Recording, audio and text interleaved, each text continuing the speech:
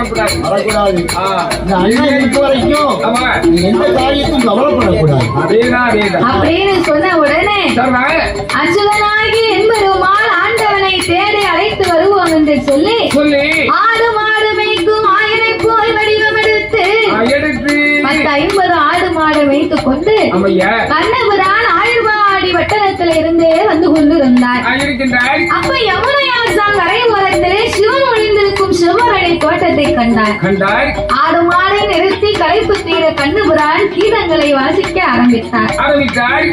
அவர் கீதங்களை வாசிக்க என்ன நடக்கு? சிவனை கொப்புக்குள் சிவபெருமானால இருக்க முடியவில்லை.